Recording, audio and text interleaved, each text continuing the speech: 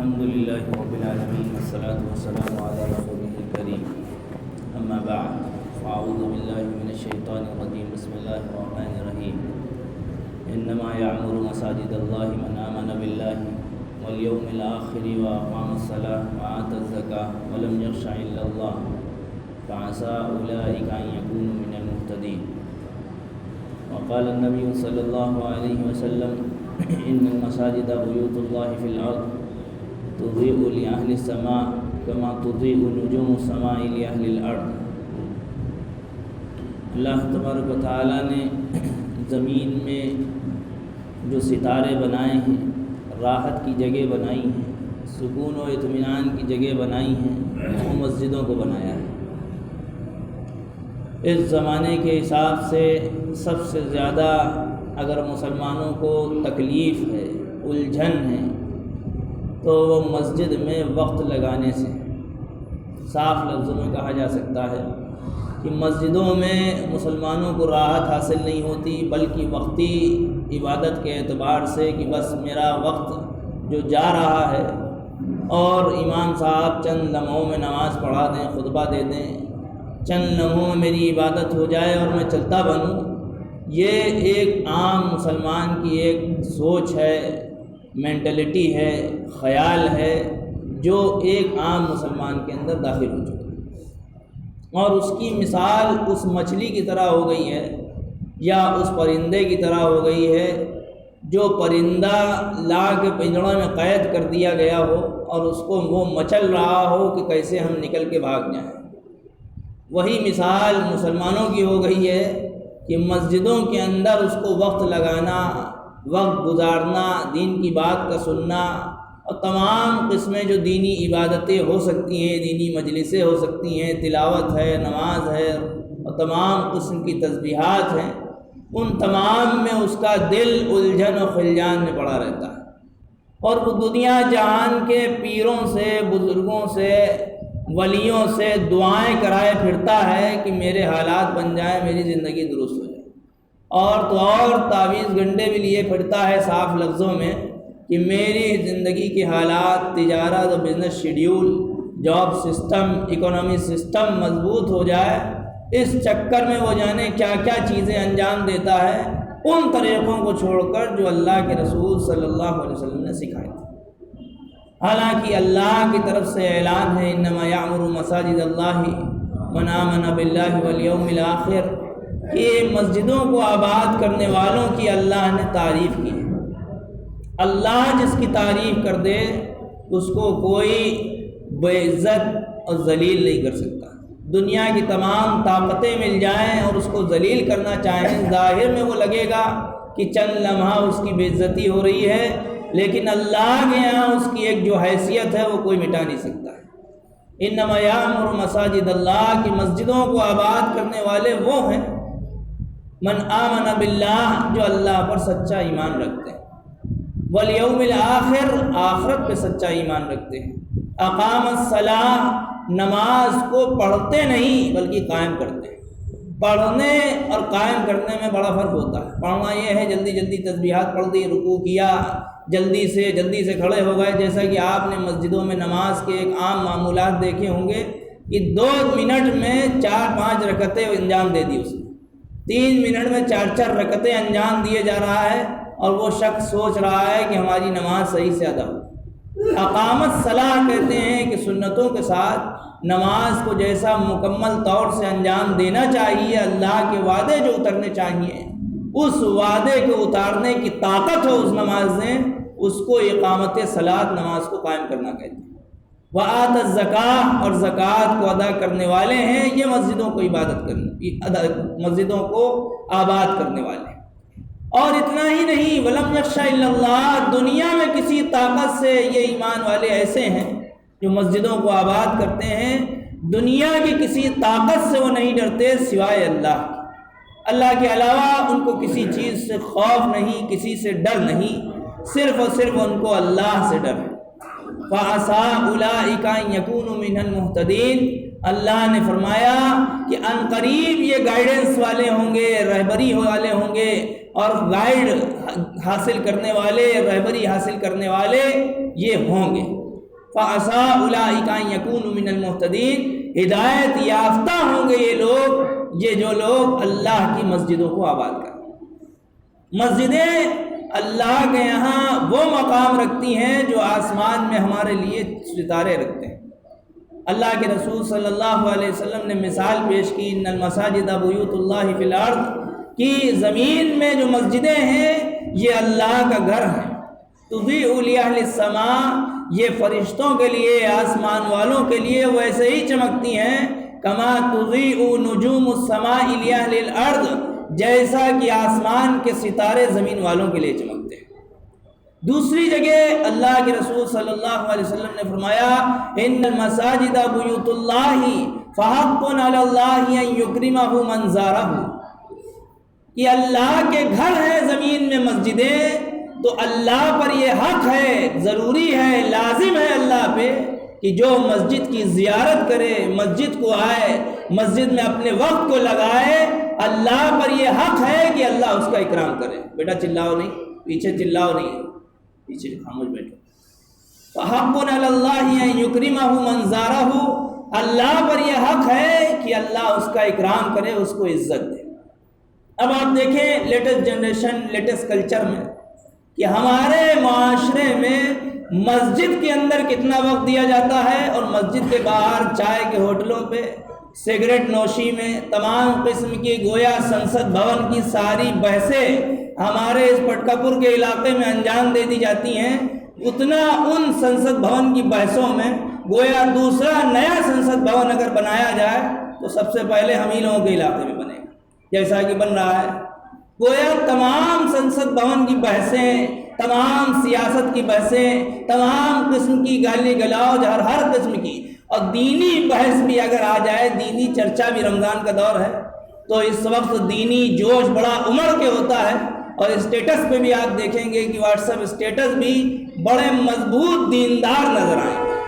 اس کا یہ مطلب نہیں ہے کہ 11 مہینے میں اللہ کے بندے نہیں ہیں، اس وقت بھی ہم اسٹیٹس کی لائن سے بھی دیندار ہونے چاہیے، اللہ والے ہونے چاہیے، اس وقت بھی ہماری ہماری مجلسیں، ہماری محفلیں دین کی باتوں، دین کی بحثوں پر، دین کی باتوں کے سلسلے میں ہونی چاہیے۔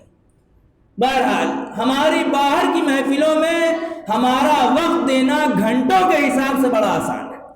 چائے کے ہوٹلوں پہ گھنٹوں گزر جائیں باتوں میں تو گھڑی پہ نگاہیں نہیں جاتی ہیں، مسجد میں امام کو 5 منٹ نماز میں دیر ہو جائے تو ہمارا کروڑوں کا اکنامی سسٹم، بزنس شیڈیول بگڑ جاتا ہے۔ بیان کرنے والے کے دین کی بات کہہ رہا ہے، وہ کسی کی ٹھیکیداری کی، اپنے بزنس کی، اپنے کاروبار کی باتیں یہاں نہیں پھیلا رہا ہے کہ ہمارا بزنس پھیل جائے، وہ اللہ اور اللہ کے رسول کی بات کر رہا ہے، اس میں اتنا خوف ہو جاتا ہے کہ ہمارا 5 منٹ برباد ہو گیا۔ اور مسجد سے باہر نکلے گا اور دکان پہ چائے کے ہوٹل پہ جائے گا، سگریٹ یا بیڑی پیے گا، یا کسی سے اپنے بزنس کی کوئی بات کرنے لگے گا، تو اس میں یہ آدھا گھنٹہ بھی گھڑی کی نگاہیں نہیں دیکھے گا، بلکہ یہ اپنے کاروبار پہ نگاہ دیکھے گا، میرا کتنا نفع ہونے والا ہے، اس سے کتنا فائدہ و مفاد ہوگا۔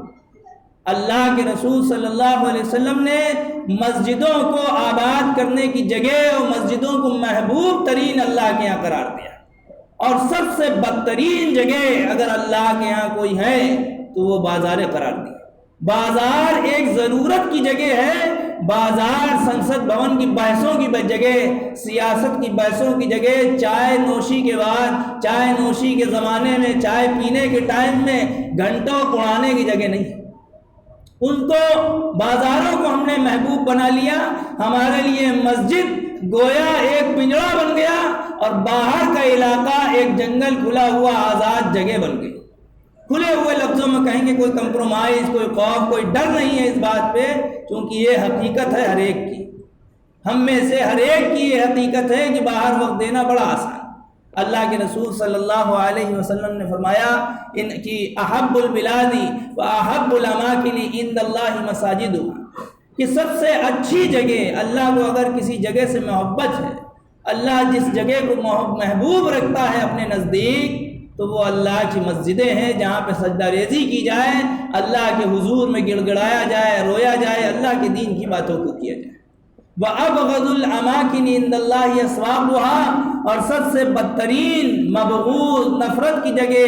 ناراضگی کی جگہ اگر کوئی ہے اللہ کے یہاں تو وہ بازار ہیں جس میں ہم اپنے تمام کے تمام وقت گزارنا آسان سمجھتے ہیں، اور مسجدیں جو محبوب ہیں اس میں ہم دشوار سمجھتے ہیں۔ اسی لیے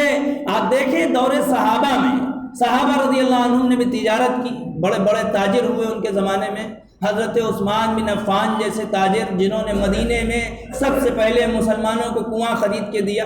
حضرت عبد الرحمن بن عوف رضی اللہ عنہ پورے کئی لاکھ، اس زمانے میں کہیں کئی ارب کے باغات ان کے موجود تھے، اللہ کے لیے وقف کر دیا، لیکن نگاہیں اللہ کی ذات اور مسجدوں پہ اپنے وقت کو لگانے والے تھے۔ اصحاب صفہ کو دیکھے کہ صفہ چبوترے میں پڑے رہتے تھے فقر و فاقے کی حالت میں، لیکن اللہ کے رسول صلی اللہ علیہ وسلم کے دامن سے چمٹے رہتے تھے کہ میرے اللہ کے رسول صلی اللہ علیہ وسلم کی زیارت ملتی رہے، آپ کو رات دن ہم دیکھتے رہیں، اور آپ کی احادیث جو آپ بیان کریں ان کو فوراً ہم نوٹ کر لیں، ذہنوں میں پیوست کر لیں۔ دور جدید کا مسلمان یہ ہے کہ وہ لیٹسٹ زمانے میں اگر ذہنوں میں پیوست کر رہا ہے تو سوشل میڈیا کی گھٹیا حرکتیں پیوست کر رہا ہے۔ دور جدید کی حالات یہ ہیں کہ لیٹسٹ زمانے میں، لیٹسٹ جنریشن بھی کہیں، اولڈ جنریشن بھی کہیں، اولڈ جنریشن کہیں جو ہمارے عمر دراز جنریشن ہے، وہ بھی آج موبائل کی، سوشل میڈیا کے گھٹیا طریقوں پہ اور ان کی حرکتوں سے محفوظ نہیں۔ وہ زمانے چلے گئے ہیں کہ ہماری باپ دادا اور دادی جو موبائل چلانے کی طاقت بھی نہیں رکھتے تھے، جن کو کال اٹینڈ کرنے کی بھی گویا موجودی نہیں تھے، کال اٹینڈ کرنے کا طریقہ نہیں معلوم تھا، آج کی جنریشن وہ ہے جو تمام اعتبار سے خرافات میں پوری طرح سے ملوث ہے، اور وہ سوچ رہی ہے کہ ہماری مسجدیں کیوں چھوٹ رہی ہیں، ہماری مسجدوں پہ، ہمارے مدرسوں کو کیوں جلایا جا رہا ہے، ہماری مسجدوں کو کیوں جلایا جا رہا ہے۔ یقیناً وہ جلانے والے ظالم ہیں، لیکن کہیں نہ کہیں ہم بھی ظالم ہیں، کیونکہ ہم نے اپنے اماموں کو، مؤذنوں کو، خطیب کو، بیان کرنے والوں کو صرف ایک کرائے کا ٹٹو، صاف لفظوں میں کہیں، گھٹیا لگے تو لگے، ایک کرائے کا ٹٹو سمجھ رکھا ہے، سیلری اور تنخواہ کا ایک پیجر سمجھ رکھا ہے، جس کو ہم نے سوچا ہے کہ تنخواہ لینے والا امام ہے، اس کی کوئی حیثیت نہیں، حالانکہ وہ ہمارا گائیڈ ہے، قائد ہے، اسکالر ہے، وہ جنت تک پہنچانے کا ذریعہ اور راستہ ہے، کیونکہ اگر اس کی نماز صحیح ہوئی تو آپ کی نماز صحیح ہوئی، اگر امام کی نماز خراب ہو گئی تو سب کی نمازیں خراب ہو جائیں گی۔ ایک ہم تنہا نماز پڑھنے والے ہو، ہم سنت پڑھ رہے ہو، نفل پڑھنا ہو، اگر ہماری نماز ٹوٹی تو اس سے کسی اور کو فرق نہیں آنے والا، لیکن اگر فرض پڑھانے والا امام جو فرض پڑھا رہا ہے اس کے پیچھے 5 لاکھ کیا 5 کروڑ لوگ ہوں، اگر امام کی نماز فاسد ہو گئی تو 5 کروڑ کیا 5 ارب لوگ ہوں، سب کی نمازیں ختم ہو جائیں۔ ہم نے اس کو کمتر، کمزور، ادنا، بیکورڈ کہیں، ہم صاف لفظوں میں اولڈ کلچر والا، بیکورڈ سسٹم والا سمجھ رکھا ہے، حالانکہ سب سے زیادہ فارورڈ کلچر والا، سب سے زیادہ اوریجنل کلچر والا اگر کوئی ہے تو وہ مسجد کا وہ امام ہے جو سنت شریعت کا پابند ہے۔ اس لیے اللہ نے یہ موقع عنایت فرمایا ہے، اعتکاف کی فضیلت بیان کرنا مقصود ہے۔ قرآن پاک کی سورہ بقرہ میں 187 نمبر آیت پر اللہ نے اعتکاف کا تذکرہ فرمایا، وَلَا تُبَاشِرُوهُنَّ وَأَنْتُمْ عَاكِفُونَ فِي الْمَسَاجِدِ، اس میں اعتکاف کا تذکرہ فرمایا کہ عورتوں سے نہ ملو اس وقت جب کہ تم مسجدوں میں اعتکاف کی حالت میں۔ اعتکاف کے لفظی ڈکشنری کے اعتبار سے معنی یہ ہے کسی جگہ ٹھہر جانا، اور اس طرح کے معنی یہ ہے عبادت کی نیت سے مسجد میں عبادت کی نیت سے ٹھہرنے کو اعتکاف کہتے ہیں۔ اعتکاف کے سلسلے میں مختلف روایات ہیں جو فضیلتیں اللہ کے رسول صلی اللہ علیہ وسلم سے وارد ہیں، اگر ان کا سچا یقین ہو جائے تو ہمیں لگتا ہے کہ اس مسجد میں اعتکاف کرنے والوں کی ایک بڑی بھیڑ جمع ہو جائے۔ اللہ کے رسول صلی اللہ علیہ وسلم کی روایت حضرت عائشہ بیان کرتی ہیں، کان یعتکف العشر الاواخر من رمضان حتی توفاہ اللہ، کہ اللہ کے رسول صلی اللہ علیہ وسلم عشرہ آخر میں آپ صلی اللہ علیہ وسلم آخری 10 دنوں میں اعتکاف فرمایا کرتے تھے، یہاں تک کہ آپ کی وفات ہو گئی، پوری زندگی آخری 10 دنوں میں آپ نے اعتکاف فرمایا۔ اب وہ جو لوگ ضعیف صحیح ان سب کی بحثوں میں اگر پڑے رہتے ہیں، ان کو چاہیے کہ سنت کے اگر سب سے بڑے پابند ہیں تو وہ اللہ کے رسول صلی اللہ علیہ وسلم پر اس عمل پر عمل کر کے، اس بات پر عمل کر کے، اس طریقے پہ عمل کر کے مسجدوں میں اعتکاف کو انجام حتی توفاہ اللہ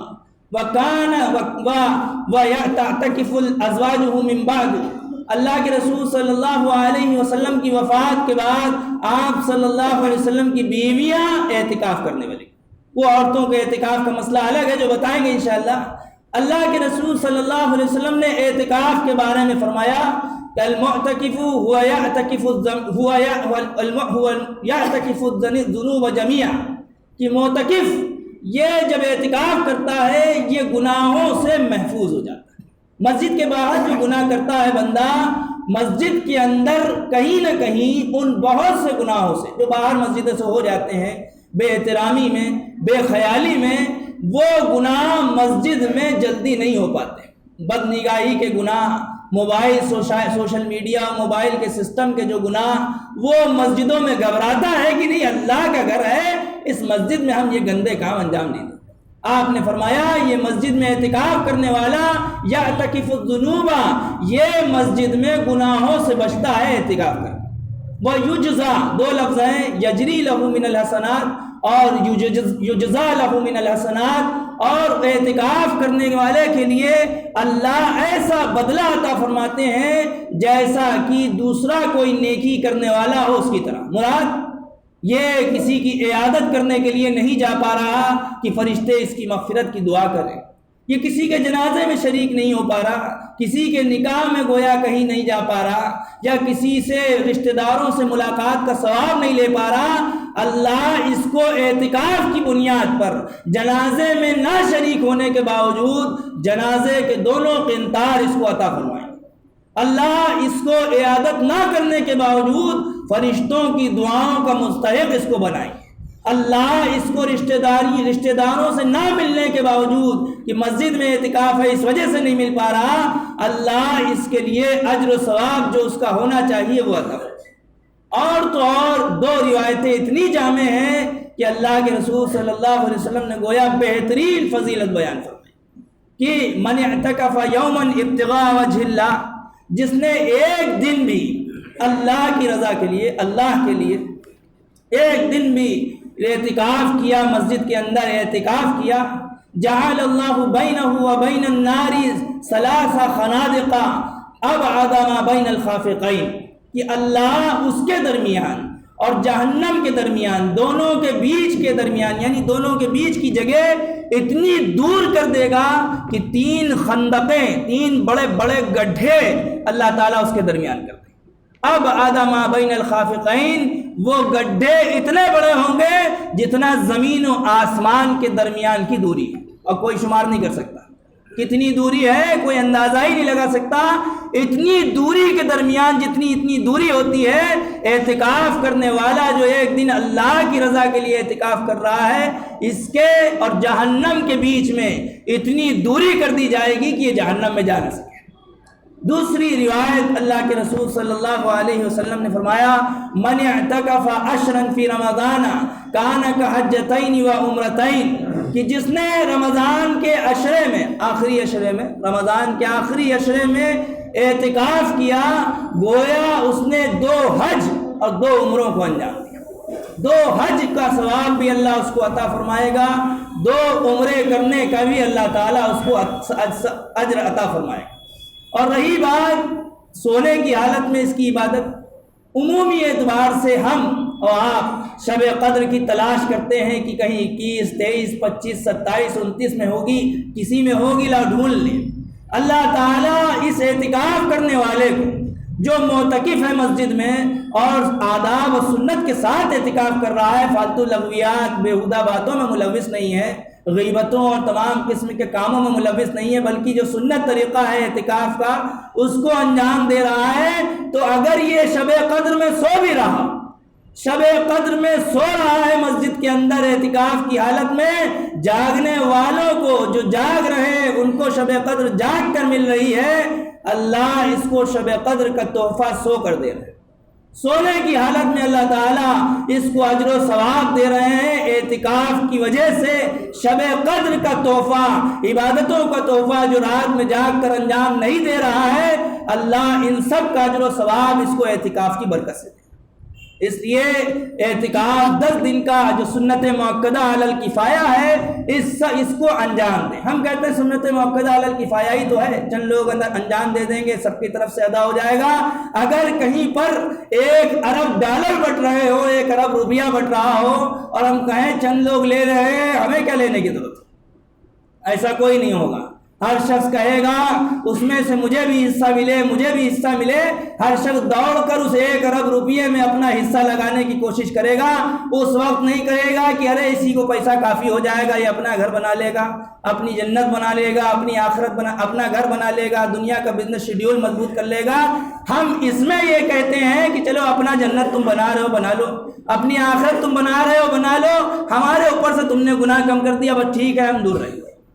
اللہ تعالیٰ نے موقع عنایت فرمایا ہے، مسجد میں اعتکاف کی اللہ توفیق عطا فرما رہا ہے، وہ بھی کرے، اور اپنے گھر میں مستورات اور عورتوں کو بھی اس کی فضیلت بیان کریں، بتائیں کہ یہ اللہ نے اعتکاف کے ثواب رکھے ہیں، تم بھی اپنے گھر میں، تم بھی گھروں میں اعتکاف کرو۔ عورتوں کے اعتکاف کرنے کے مسائل یہ ہیں کہ اگر وہ گھر میں کوئی چوکی ہے، چبوترا ہے، کوئی تخت ہے جس پہ وہ نماز پڑھتی ہیں، اس تخت، چبوترے یا چوکی کو وہ اپنی مسجد بنا لیں، مسجد کی حد بنا لیں، اسی پر اعتکاف کریں، اور جیسا کہ اعتکاف کرنے والا پیشاب پخانے کی ضرورت سے باہر جاتا ہے، انہی ضروریات کے لیے وہ اٹھ کر وہاں جائیں۔ ورنہ اگر فقہا نے یہ بھی اجازت دی ہے کہ چھوٹا کمرہ ہو یا کوئی کمرہ وغیرہ ہو، اس چھوٹے کمرے کو بھی وہ اپنی مسجد بنا سکتی ہیں، مسجد نماز کے لیے متعین کر لیں اور وہیں عبادتوں کو انجام دیں۔ ضرورت شرعی کے بنیاد پہ، پیشاب پخانے کی بنیاد پہ کوئی شرعی ضرورت پڑے تبھی وہ آئیں، جیسا کہ مسجد میں اعتکاف کرنے والے کے لیے شرطیں ہیں۔ اللہ تعالیٰ ہم سب کو اپنی مسجدوں کو آباد کرنے والا، اور مسجدوں کو حقیقت میں مچھلی کے لیے جو پانی ہوتا ہے ویسا سمجھنے کی توفیق عطا فرمائے، پنجڑا سمجھنے سے ہم سب کو حفاظت فرمائے، اور باہر جو بازار ہیں اس کو صرف ضرورت کے لیے استعمال کرنے کی توفیق عطا فرمائے، فالتو بحثوں سے اللہ ہماری نجات عطا فرمائے۔ وآخر دعوانا الحمدللہ۔